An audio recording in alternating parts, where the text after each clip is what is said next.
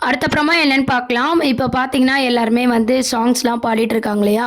நம்ம மலர் வந்து பாடுறாங்க. அப்போ பார்த்தீங்கன்னா, பாக்யராஜும் சரி, நம்ம மீனா பேரும் அ வந்து டான்ஸ் பெர்ஃபார்மன்ஸ்லாம் பண்ணிட்டுருக்காங்க. அப்போதைக்கு கரெக்ட்டா பார்த்தீங்கன்னா, நம்ம மலரோட மாமியார் வந்துடுறாங்க. அவங்க மாமனார், மாமியார் பார்த்துட்டு, "என்ன நம்ம குடும்பமானத்தையே இவ வாங்கிட்டு இருக்கா?" அப்படின்னு சொல்லி மலர வந்து பேசிட்டு இருக்காங்க. அந்த ஸ்டேஜ்ல பார்த்தீங்கன்னா, நம்ம செந்தில், மீனா எல்லாருமே வந்து பெர்ஃபார்மன்ஸ் பண்ணிட்டுருக்காங்க. இவங்கள பார்த்ததுமே மலர் வந்து ரொம்பவே ஷாக் ஆகுறாங்க. "என்ன மலர், நாங்க இல்லன்னா உனக்கு குளிர் விட்டு போயிடுமா? நம்ம குடும்ப மானத்தையே வாங்குறியே!" அப்படின்ற மாரி அவங்க பேசுறாங்க. உடனே பார்த்தீங்கன்னா, அங்க இருக்கிறவங்கள பாக்யராஜ் எல்லாருமே பார்த்தீங்கன்னா, அவங்கள சமாதானம் பண்ணி வந்து அப்படியே கூட்டு போயிடுறாங்க. அந்த மாரியான ஒரு ட்ராக்கு கொண்டு வராங்க. அதுக்கப்புறம் வந்து ஹோட்டல்ல சாப்பிடலாமா? அப்படின்ற மாரி எல்லாரும் கேட்கும்போது பார்த்தீங்கன்னா, "இல்ல நம்ம வந்து வீட்டுக்கு போயே சாப்பிட்டுக்கலாம்." அப்படின்ற மாரி சொல்லிட்டுருக்காங்க. அப்போ நம்ம செந்தில் என்ன சொல்றாருன்னா, "இல்ல இவங்க கிட்ட இருக்கிறதே கஷ்டமா இருக்கே." அப்படின்ற மாரி, "ஆமா மலர் ரொம்ப பாவம். ரொம்ப பொறுமையா இருக்கா அவ." அப்படின்ற மாரி சொல்லிட்டுருக்காங்க மீனா. அதுக்கப்புறம் எல்லாரும் ரெஸ்டாரண்ட்ல வந்து ஆர்டர் பண்றாங்க. பாக்யராஜ், மலரும் பார்த்தீங்கன்னா ஆர்டர் பண்றாங்க. இந்த பக்கம் பார்த்தீங்கன்னா, மதி வந்து ஆர்டர் பண்றாங்க. நம்ம பாண்டியன் ஸ்டோர்ஸ் குடும்பமும் பார்த்தீங்கன்னா, மீனா, செந்தில் எல்லாருமே வந்து ஆர்டர் பண்ணிட்டுருக்காங்க.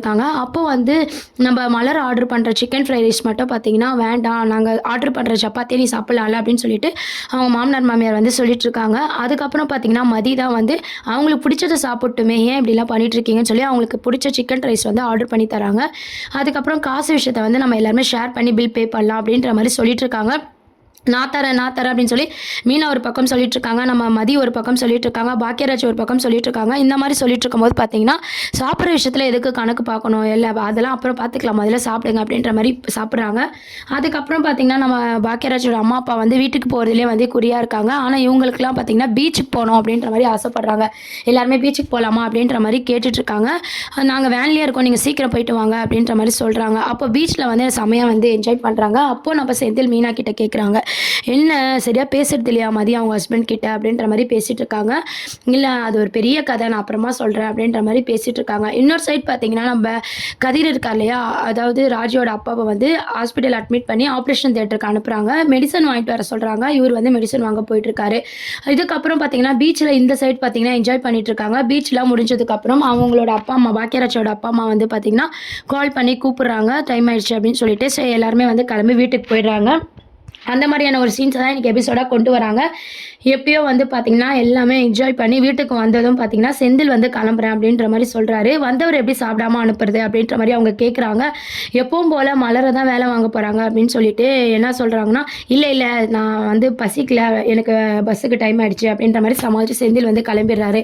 இந்த மாரியான ட்ராக் கொண்டு வராங்க. முக்கியமா பார்த்தீங்கன்னா, அதுக்கப்புறம் பார்த்தீங்கன்னா, சுரேஷ் தான் வந்து நம்ம செந்தில வந்து ட்ராப் பண்ண போறாரு இல்லையா? அப்போ சுரேஷ் வந்து செந்தில ட்ராப் பண்ணிட்டு வரும்போது, கதிர் மெடிசன் வாங்குற இடத்துல வந்து ஒரு பைக்ல வர பெர்சன வந்து இடிச்சிடுறாங்க. அங்க ஒரு பிரச்சனை ஆகுது. அப்போ சுரேஷ் தான் வந்து பார்த்தீங்கன்னா, அந்த பிரச்சனைய வந்து தீர்த்து வைக்கிறாங்க. அப்போ "நீங்க யாரு? உங்க பேர் என்னன்னு?" சொல்லி கதிர கேட்கும்போது, கதிரு இது மாரி என் மாமனாருக்கு வந்து ஆப்ரேஷன் வந்திருக்கு. அவர் ஒரு கேன்சர் அப்படின்ற மாரி எல்லா விஷயத்தையும் சொல்றாங்க.